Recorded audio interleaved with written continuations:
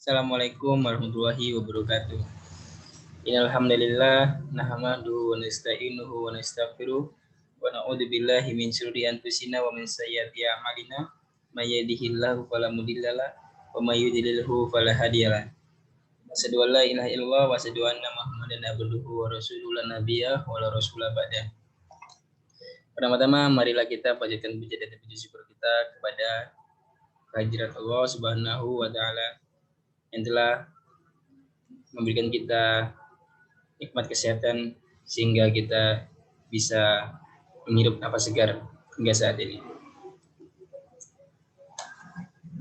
Di sini saya akan menjelaskan hasil PowerPoint materi saya yang bermateri pembelajaran fikih.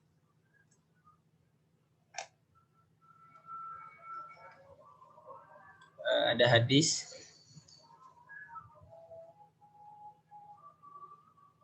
yang diriwayatkan oleh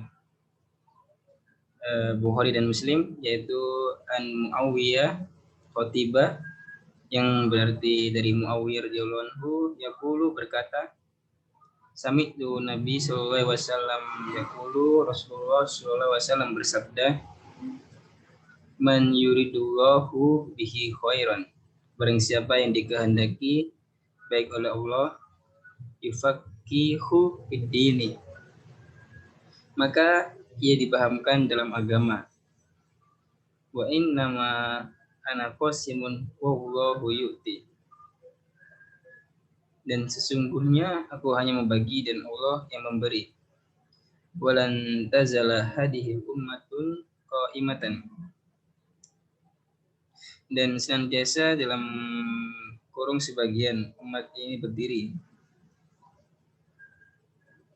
ala amrillah, atas perkara Allah, dalam kurung agama, la yadurruhum man khalafahum, tidak membahayakan orang-orang yang menyalahi mereka, hatta ya'ti amrullah, muttafaq alaih, sehingga datang perkara Allah dalam kurung kematian. Hadis riwayat Bukhari dan Muslim.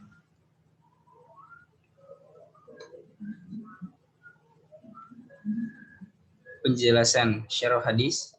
Ada 3 hal penting yang disebutkan dalam hadis di atas, yaitu keutamaan ilmu agama, hakikat pemberi adalah Allah dan sebagian umat, teguh pendirian dalam kebenaran. Hadis di atas menggambarkan betapa pentingnya materi keagamaan yang harus dipelajari dan dipahami oleh setiap anak didik. Setiap anak didik beragama dan orang beragama harus paham ajaran agamanya. Tidak boleh seorang mau beragama tetapi tidak paham atas ajaran agamanya. Yang pertama, may yuridullahu bihi khairan yufaqihi fid dini, yang artinya barang siapa yang dikehendaki baik oleh Allah, maka ia dipahamkan dalam agama. Yang dijelaskan dalam hadis ini adalah memberikan motivasi agar orang Islam memahami ajaran agamanya. Orang yang baik adalah orang yang paham agamanya. Orang yang tidak paham ajaran agamanya berarti terhalang kebaikan. Kata khairon, kebaikan di sini berbentuk nakirah, bersifat umum, menunjuk sedikit atau banyak dan menunjuk keagungannya. Bagaimanapun orang yang paham dan mengerti lebih baik daripada orang yang tidak paham atau tidak mengerti. Dan kebaikan inilah yang menjadi target agama dan menjadi target pendidikan. Mafhumnya orang yang tidak paham agama terhalang kebaikan. Tujuan orang beragama adalah ingin mencapai kebaikan atau kebahagiaan dunia dan akhirat. Yang kedua, wa innama ana qasimun wa Allahu yu'ti, dan sesungguhnya aku hanya membagi dan Allah yang memberi. Tugas Nabi Shallallahu Alaihi Wasallam hanya membagi ilmu, Allah lah yang memberinya. Nabi sebagai guru hanya bertugas membagi dan menyebarkan ilmu, yang memberi petunjuk hanya Allah.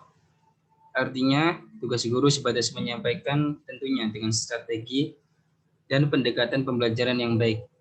Guru tidak bisa memberi hidayah atau memaksakan hidayah kepada murid. Dalam satu riwayat, Rasulullah pernah mengharapkan Islamnya Abu Thalib, paman beliau sendiri. Katakanlah bahwa tidak ada Tuhan selain Allah, dan aku akan menjadi saksi besok hari kiamat bahwa engkau telah beriman. Abu Thalib menjawab, sekiranya aku tidak takut, wanita-wanita Quraisy akan mencelaku dengan menyatakan bahwa aku beriman karena terpaksa. Tentu aku akan mengucapkannya dengan kesaksianmu. Yang ketiga, walang tazala hadihil ummatul qaimatan ala amrillah. Yang artinya dan senantiasa dalam kurung sebagian umat ini berdiri atas perkara Allah dalam kurung agama. Kaitan dengan hadis sebelumnya, jika seseorang sudah mendapat hidayah dari Allah, akan selalu melaksanakan agama secara konsisten, tidak takut pencelaan dari seorang dan tidak takut ditentang siapapun. Ungkapan di atas termasuk tanda-tanda kenabian yang menyatakan sesuatu yang akan terjadi pada umatnya, yakni selalu dalam kebenarannya. Konsisten dalam pendirian yang benar baik ilmu maupun amaliyahnya.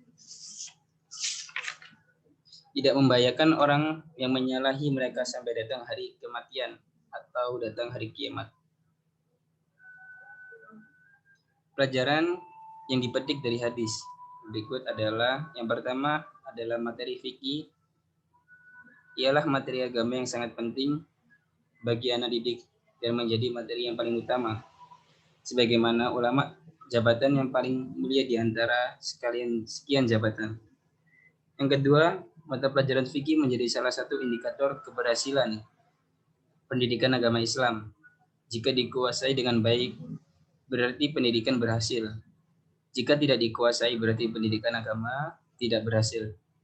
Penguasaan dan pemahaman di sini dimaksudkan sampai pada aspek kognitif, psikomotorik, dan afektif. Yang ketiga, ilmu harus dicari dan diusahakan dengan sungguh-sungguh melalui proses pembelajaran di samping banyak bermohon kepada sang pemberi, yakni Allah Subhanahu wa Ta'ala. Yang keempat, ilmu yang dicapai seorang manusia itu akan memperkuat pendirian dalam berpegang teguh kepada kebenaran, sehingga tidak mudah digoyahkan oleh goncangan-goncangan di sekitarnya. Biografi perawi Muawiyah bin Abi Sufyan. Nama aslinya adalah Sakar bin Harb bin Umayyah al-Quraisy al-Amawi. Dia dilahirkan di Mekah pada hari penaklukannya, Fathu Mekah, tahun 8 Hijriah. Dia belajar menulis dan berhitung, kemudian dijadikan sebagai penulis wahyu Rasulullah Subhanahu wa Ta'ala. Pada masa Umar, ia dijadikan sebagai gubernur Urdun dan Damaskus. Kemudian berkuasa di Syam pada masa Utsman bin Affan. Pada tahun 41 Hijriah, kekuasaan khilafah bergeser ke tangannya dari Hasan bin Ali radhiyallahu anhu, dan dialah pendiri Daulah Amawiyah di Syam. Kekhalifahan berlangsung 19 tahun di tangannya. Dia meninggal di Damaskus dan dimakamkan di sana pada tahun 60 Hijriah. Meriwayatkan hadis sebanyak 130 hadis yang tersebar di berbagai kitab hadisnya. Syukron, itu saja dari saya. Mungkin ada salah kata, mohon maaf. Wassalamualaikum warahmatullahi wabarakatuh.